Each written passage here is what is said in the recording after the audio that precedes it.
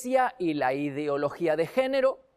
Y voy a leer Romanos capítulo 1, verso 18. Presta mucha atención, nos ponemos bajo la dirección del Espíritu Santo. Dice, Dios muestra su ira, castigando desde el cielo a toda la gente. Y presta atención, que mantiene prisionera la verdad. Vuelvo a leerlo. Dios muestra su ira castigando desde el cielo a toda la gente que mantiene prisionera la verdad. ¿Quiénes son los únicos que podrían mantener prisionera la verdad? Los que la tienen, los que la conocen. Los que tienen la verdad, los que conocen la verdad, son los únicos que podrían mantenerla en oculto, prisionera. ¿Y quiénes tienen la verdad? En primer lugar, tenemos que decir que la verdad no es un concepto, la verdad es una persona. Jesús dijo en Juan 14:6, yo soy la verdad. Y luego dijo en Juan 8:32, conocerán la verdad y la verdad los libertará. Es decir, que la verdad no es un concepto, es una persona. Y todos aquellos que han abierto su corazón para recibir a Jesucristo como el Señor, como el dueño de sus vidas, tienen la verdad. Porque Jesús es la verdad. Y aquellas personas que se dejan influenciar y abren su corazón a la verdad que es Cristo Jesús, son los únicos que podrían mantenerla prisionera, es decir, en oculto. El apóstol Pablo es muy enfático y dice que hay castigo, hay ira de Dios para aquellas personas que conociendo la verdad, la mantienen prisionera. Por eso en Romanos 1:18, pero en la PDT dice, conocen la verdad, pero la ocultan. Solamente los cristianos, los creyentes, conocemos la verdad, porque la verdad es una persona. Conocemos la verdad y somos los únicos que podríamos mantenerla en oculto. Hay castigo, hay ira de Dios si mantenemos prisionera la verdad. Quiero que ahora veamos de qué manera nosotros podemos mantener cautiva la verdad y quiénes, la iglesia, pero quiénes, por ejemplo, los padres creyentes. Dios espera que los padres respondan a las necesidades tanto físicas como espirituales de sus hijos. Dios ha delegado en los padres la responsabilidad de guiar espiritualmente a sus hijos. El gobierno ha estado cada vez más activo en la educación moral y espiritual de los hijos debido a la displicencia manifiesta de los padres. El hecho de que el gobierno tenga un papel preponderante ahora en la educación moral de nuestros hijos habla a las claras de la displicencia manifiesta de la responsabilidad que tienen los padres de guiar espiritualmente a sus hijos. Veamos algunos ejemplos bíblicos. David, por ejemplo, era un hombre tremendamente ocupado, más ocupado que cualquiera de nosotros, porque él era el rey de toda una nación. Su agenda estaba milimétricamente organizada y calculada. Sin embargo, él tomaba muy en serio la responsabilidad de instruir a su hijo en el camino del Señor. Dice Primera Crónicas, capítulo 28, verso 9. Y tú, Salomón, hijo mío, aprende a conocer íntimamente al Dios de tus antepasados. Adóralo y sírvelo de todo corazón y con una mente dispuesta. Si lo buscas, lo encontrarás, pero si te apartas de él, te rechazará para siempre. Así que este hombre, jefe de Estado, tremendamente ocupado, tomaba tiempo para disciplinar, para guiar y para formar espiritualmente la vida de su hijo. ¿Y qué me dices de la madre y de la abuela de Timoteo? ¿Te acuerdas? ellas le enseñaron la palabra de Dios a Timoteo desde que era muy pequeño. Dice la Biblia en 2 Timoteo 3:15, desde la niñez se te han enseñado las sagradas escrituras, las cuales te han dado la sabiduría para recibir la salvación que viene por confiar en Cristo Jesús. Habría que poner en tela de juicio el cristianismo de aquellos padres que no hacen el más mínimo esfuerzo para guiar a sus hijos en el camino del Señor. No hacen absolutamente nada para que sus hijos conozcan y sirvan al Señor. ¿Qué le van a decir esos padres irresponsables, displicentes en la educación espiritual de sus hijos, que no se atreven no solo a hablarle en la casa, sino ni siquiera a traerlos a la iglesia? No están lo más mínimo preocupados por la vida de sus hijos. ¿Qué le van a decir a Dios? Mi pregunta es, ¿qué le van a decir a Dios en el día del juicio final? En el día, ¿qué le van a decir a Dios cuando se presenten ante el gran tribunal del Señor? ¿Acaso le van a decir que no tuvieron tiempo? ¿Alguien cree, de veras, alguien cree que va a ser eximido de la responsabilidad, de esta tremenda responsabilidad, diciéndole al Señor que no tuvo tiempo? ¿O acaso se presentará delante de Dios y le dirá, aquí está mi hijo, lo eduqué como un caballero y lo dejé rico? ¡Qué testimonio ridículo! Hacer tanto por aquello que se enmohece y no hacer nada por aquello que dura para siempre, por el conocimiento que nuestros hijos deben tener de Dios, un conocimiento que perdura para siempre, una bendición que perdura por toda la eternidad. Ahora, si descuidamos la formación espiritual de nuestra familia y especialmente de nuestros hijos, fallamos en 3 aspectos.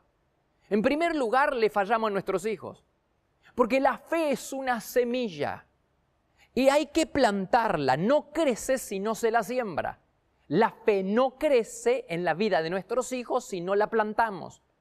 Pero aún así puede morir si no la regamos y la abonamos con la palabra de Dios. La mejor temporada para sembrar la semilla de la fe en Dios es en la niñez. Padres, tenemos que entender, por eso la Biblia dice, instruye al niño en su camino y cuando fuere viejo no se apartará de él. Pero este es un principio espiritual que también está extrapolando la ideología de género, el diablo, hermanos. Ya tenemos suficiente en la historia, tenemos suficiente evidencia con los nazis, con Hitler adoctrinando a los niños, el marxismo adoctrinando a los niños. Hoy la ideología de género va detrás de los niños, pero para instruirlos en el camino no de la verdad, sino en el camino de la mentira. Ellos saben, el diablo sabe que lo que siembras en la niñez perdura para siempre. Se necesita realmente mucho para cambiar la filosofía, para cambiar a un niño cuando aprende de niño. Por eso la mejor temporada para sembrar la fe en Dios es en la niñez. Lo estamos haciendo. La segunda forma en la que podemos fallar si no formamos espiritualmente a nuestros hijos es que nos fallamos a nosotros mismos. Es cierto que los hijos son responsables por sus pecados, es cierto, pero también es cierto que los padres son responsables por los pecados de sus hijos cuando nunca le enseñaron a obedecer a Dios, a honrar y a respetar a Dios. Los padres también son responsables. Claro que sí. La negligencia de los padres en educar y corregir a sus hijos suele ser la fuente de la rebeldía de sus propios hijos. La negligencia de los padres lleva a sus propios hijos muchas veces a ser rebeldes. ¿Puede haber mayor congoja en esta vida que ver a nuestros propios hijos corriendo velozmente al infierno sabiendo que nosotros financiamos el viaje? Hermanos, por el amor de Dios, hagamos lo mejor que podamos para ganar a nuestros hijos para el Señor y para colocarlos en el camino al cielo. Hagamos lo mejor que podamos porque si no nos estamos fallando a nosotros mismos. Así que le fallamos a nuestros hijos si no sembramos la semilla de la fe en ellos, nos fallamos a nosotros mismos y también le fallamos a Dios. ¿Qué padre le roba a sus propios hijos en su propia casa? Pero eso es precisamente lo que hacen los padres cuando descuidan la formación espiritual de sus hijos. porque guardan en sus bolsillos el talento de oro que Dios les dio a los padres para que lo depositen en el corazón de sus hijos. Le están robando a sus propios hijos en sus propias casas. Padres, no mantengan prisionera la verdad, no oculten la verdad de Dios a su familia y mucho menos a sus hijos. Dios los ha llamado a proteger, padres, Dios los ha llamado a proteger a sus hijos de la educación inmoral promovida por el infierno y financiada por el gobierno en las escuelas públicas y privadas. Dios nos ha llamado a los padres a hacer contracultura, a educar, a corregir y a formar espiritualmente a nuestros hijos. No dejemos que lo haga la ideología de género, no dejemos que lo haga el gobierno, el Estado. Educar a los hijos en el camino del Señor no es una sugerencia casual, es un mandamiento solemne. Y desobedecer este mandamiento acarrea una recompensa amarga en aquel día cuando nos presentemos ante el Rey en el día del gran juicio. Así que lo primero que tenemos que hacer es no mantener prisionera la verdad. Dice Pablo que hay castigo por el amor de Dios, si pudiéramos entender. Conocen la verdad, pero la mantienen oculta, dice Pablo. ¿Y quiénes son los únicos que conocen la verdad y que pueden mantenerla oculta, prisionera? No mantengan prisionera la verdad. ¿Quiénes son los creyentes? Los padres pueden ocultar la verdad a sus propios hijos. Y habrá una recompensa amarga en aquel día del juicio. ¿Qué otros o quiénes más pueden mantener oculta la verdad? Los pastores y los líderes. Cuando los líderes espirituales mantienen prisionera la verdad, colaboran con el diablo financiando los propósitos del infierno. ¡Wow! Necesito remarcarlo. Cuando los líderes espirituales mantienen prisionera la verdad, toda la verdad o parte de la verdad. Cuando los líderes espirituales, pastores y líderes, mantienen prisionera la verdad, sea toda la verdad o parte de la verdad, están colaborando con el diablo, promocionando, financiando los intereses del infierno. Dios espera que los líderes alimenten al rebaño que Dios les ha confiado.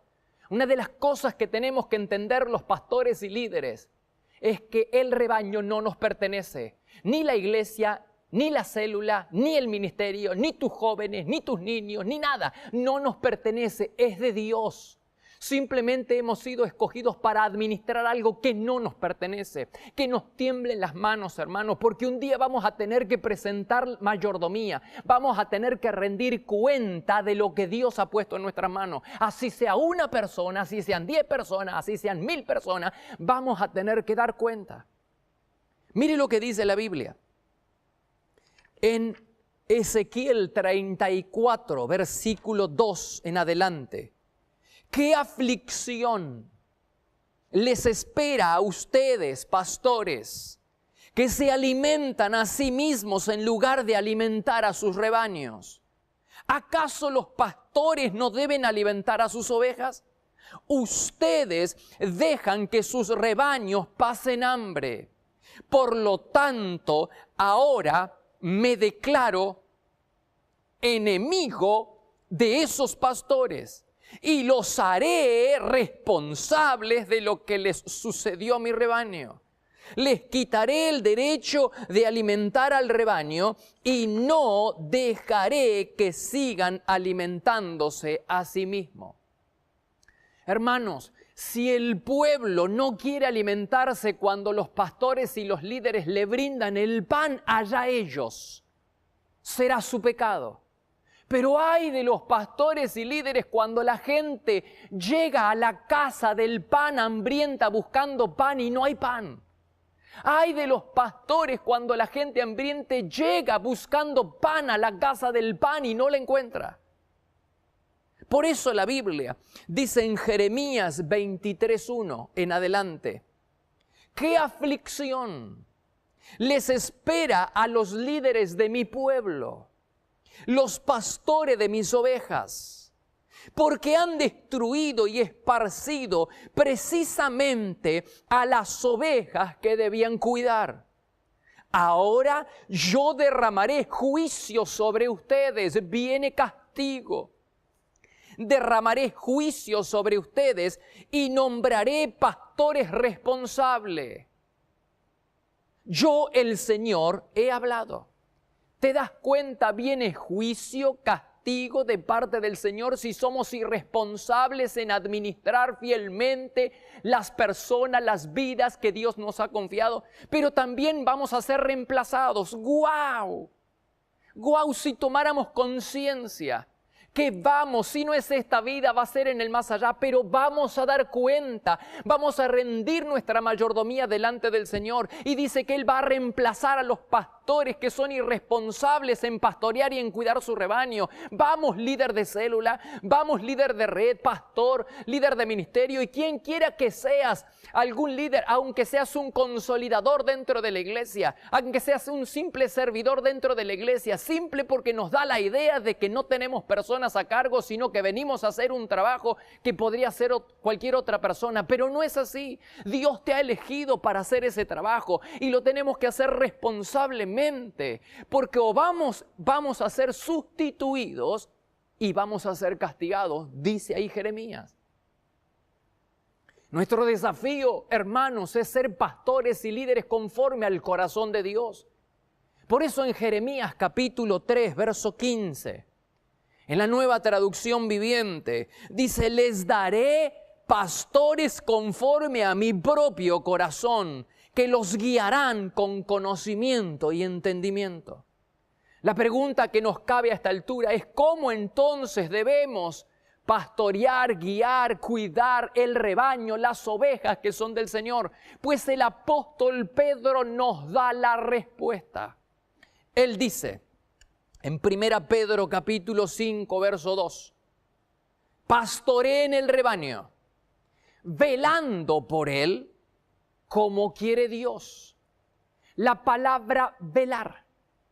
¿No fue precisamente esto lo que hizo Jesús para cuidar su rebaño? Es decir, los discípulos apóstoles que Dios le había encomendado. ¿No fue esto? ¿Te acuerdas lo que dice Juan capítulo 17, verso 12? Mientras yo estaba con ellos, velé por ellos. ¿Qué dijo Pedro? Que tenemos que velar por el rebaño como Dios quiere. ¿Y qué dice Jesús? Velé por ellos. Juan 17, 12. Mientras yo estaba con ellos, velé por ellos y ninguno de ellos se perdió. Velar. La palabra velar incluye las disciplinas espirituales que hemos venido hablando. Habla de orar, habla de quebrantamiento, habla de ayunar. ¿Estás ayunando? Habla de retiros espirituales, habla de pasar noches. Así hacía Jesús, así cuidó el rebaño. Dice, velé por ellos y ninguno se perdió. Jesús no solo oraba por sus discípulos, sino que oraba con ellos. Más de una vez Él mismo los llevó al monte, al Getsemaní, a su lugar secreto, a su carpa del encuentro. ¿Estás haciendo lo mismo? ¿Estás orando por tus discípulos? ¿Estás orando por tu gente? ¿Estás orando con ellos?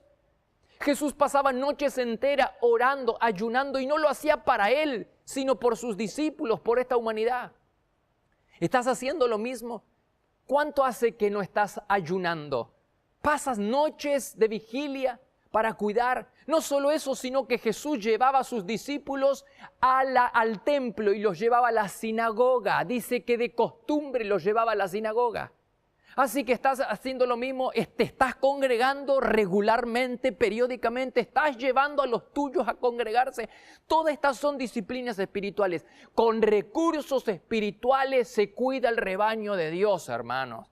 Con recursos espirituales nos cuidamos a nosotros mismos y cuidamos el rebaño del Señor. La razón fundamental por la que un líder o un pastor podría mantener oculta la verdad es el temor. En realidad, el miedo es la razón fundamental por la que cualquier cristiano no comparte la verdad, mantiene prisionera la verdad. No solo los líderes y los pastores, sino todos los cristianos tenemos temor y por temor ocultamos. Conociendo la verdad, la ocultamos. Por temor, el temor es la razón fundamental por la que no damos a conocer la verdad que está dentro de nosotros. ¿Te acuerdas de Nicodemo y José de Arimatea? Ellos, la Biblia dice que por temor, conociendo la verdad, la ocultaban. Eran testigos mudos. Dice la Biblia en Juan capítulo 19, Juan 19, versículos 38 y 39.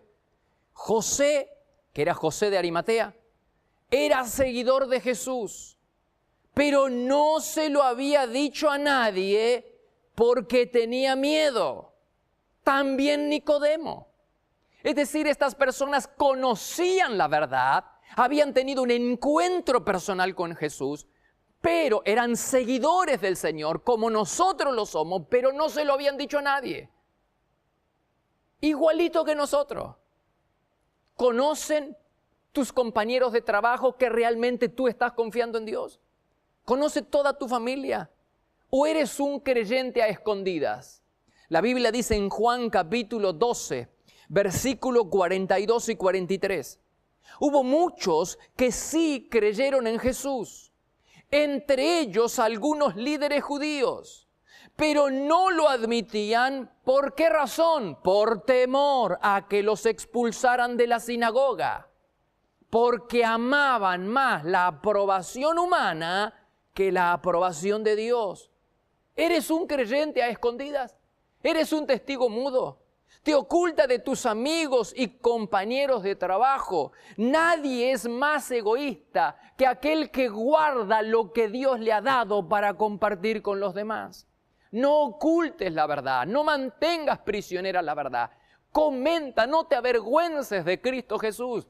No te avergüences del Evangelio, que es potencia de Dios para salvación a todo aquel que cree. No te avergüences de decir que eres cristiano. Dice la Biblia en Mateo capítulo 5, verso 16. Hagan brillar su luz delante de todos, para que ellos puedan ver las buenas obras de ustedes y alaben al Padre que está en el cielo. Y Filipenses capítulo 2, verso 15 dice, brillen como luces radiantes en un mundo lleno de gente perversa y corrupta. Brillen, brillen como luces radiantes. ¿Lo estás haciendo? ¿Lo estamos haciendo, iglesia? ¿O estamos siendo cobardemente cómplices de lo que está pasando en la sociedad? La sociedad se desenfrena cada vez más, el pecado abunda cada vez más y nosotros que tenemos que ser sal y luz no lo somos. La luz que está en nosotros la escondemos. No puede ser. No podemos ser testigos a escondidas. Recuerda lo que dijo Pablo al comienzo del mensaje en Romanos 1:18. Recuerda que hay castigo, la ira del cielo llega sobre aquellos que conociendo la verdad la ocultan, los que mantienen prisionera la verdad. Otra razón por la que un líder podría cerrar el camino a la verdad es su propia ignorancia. La Biblia dice en 1 Pedro 3:15, honren a Cristo como Señor y estén siempre dispuestos a explicarle a la gente por qué ustedes confían en Cristo y en sus promesas. El conocimiento de Dios y el de sus planes es fundamental para el trabajo de un líder, para el trabajo pastoral de un líder. Dice Oseas 4:6, así como ustedes, sacerdotes, se niegan a conocerme. La palabra conocer no es un conocimiento intelectual. Es un conocimiento personal, íntimo, que se logra de Dios en el lugar secreto. Ustedes se niegan a venir al lugar secreto, se niegan a estar conmigo en la carpa del encuentro. Algo así le está diciendo Dios. Dice, así como ustedes, sacerdotes, se niegan a conocerme, yo me niego a reconocerlos como mis sacerdotes. Ya que olvidaron las leyes de su Dios, me olvidaré de bendecir a quienes, a sus hijos. ¡Wow! Nada, hermanos, puede compensar el descuido espiritual de un líder en su relación con Dios. Nada puede compensar el descuido espiritual de un líder en su relación con Dios. Nada. Ese líder puede tener grandes virtudes, grandes habilidades, talentos y dones, puede ser una persona humilde, comprensiva, puede tener una serie de habilidades y de virtudes, pero si no se ejercita en el lugar secreto y si no tiene la habilidad de usar bien la palabra de verdad, no será de mucho provecho. Los líderes tienen que ejercitarse, pasar tiempo con Dios. No hay nada que sustituya eso. No hay nada que pueda compensar ese descuido espiritual en la relación con Dios. Así, cuidándonos espiritualmente, es como nosotros podemos cuidar espiritualmente a la iglesia. No podemos arruinar la vida de los demás siendo perezosos en las disciplinas espirituales, especialmente la de la oración, el ayuno y el estudio de la palabra de Dios. Así que líderes, no oculten la verdad. Y hay líderes que me podrían decir, yo predico la palabra de Dios, pero mi pregunta es, ¿predicas toda la palabra o tienes temor de predicar algunos pasajes de las Escrituras? Porque si nosotros mantenemos, conociendo toda la verdad, la mantenemos prisionera, toda o parte, entonces estamos deshonrando a nuestro Dios. Y Pablo dice, hay castigo del cielo cuando mantenemos prisionera la verdad, conociendo la verdad, la ocultamos. Hay castigo de parte del Señor. El título del mensaje del día de hoy dice la iglesia y la ideología de género. ¿Y sabes por qué? Porque la iglesia financia los propósitos del infierno cuando esconde la verdad. La iglesia es cómplice del diablo.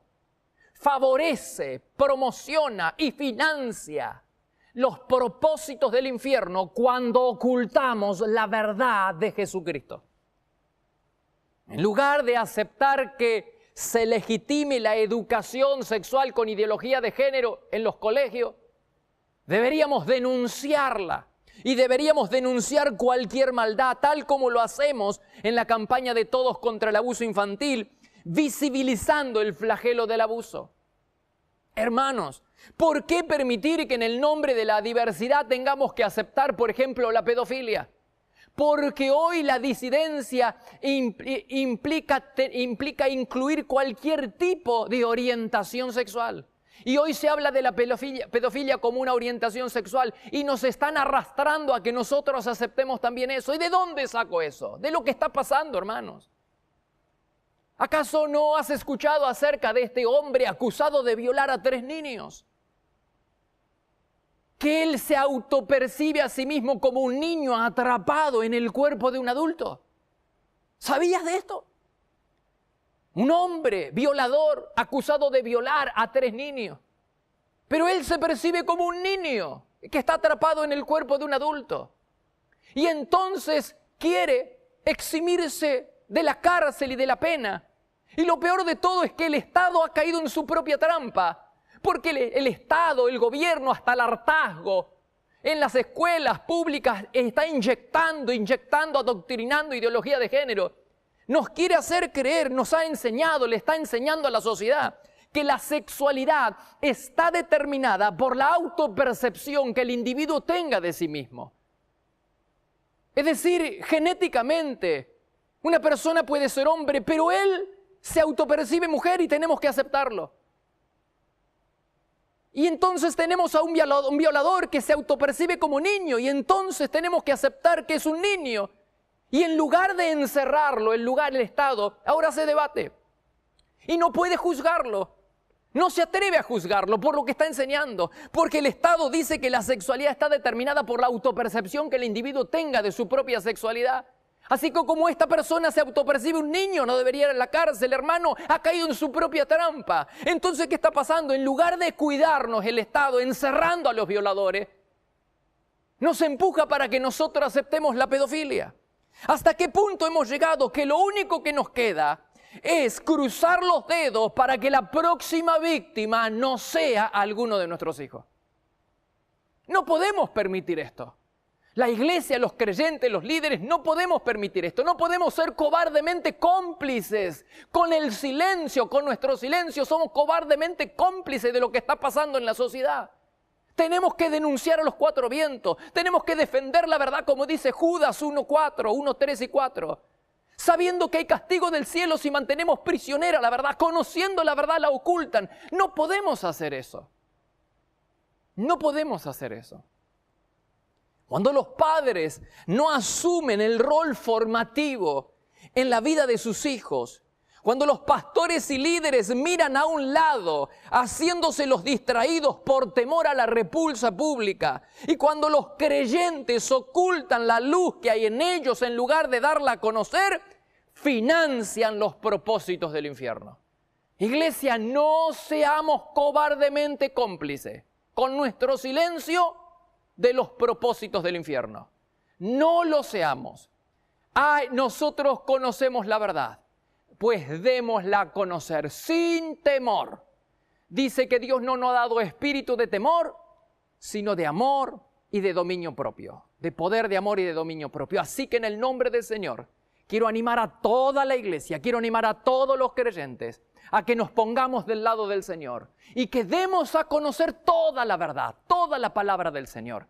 Y seamos contracultura en esta sociedad donde hay un espíritu de mentira y de adoctrinamiento que lleva a los niños y a toda la nación a rebelarse contra Dios. Vuelvo al texto original. Dios muestra su ira castigando desde el cielo a toda la gente que mantiene prisionera la verdad. Vamos, iglesia, nosotros no vamos a ser uno de ellos. Nos levantaremos, denunciaremos el pecado, nos pondremos del lado de Dios y daremos a conocer toda la palabra del Señor. Que Dios les bendiga, iglesia, y que tengan una hermosa semana.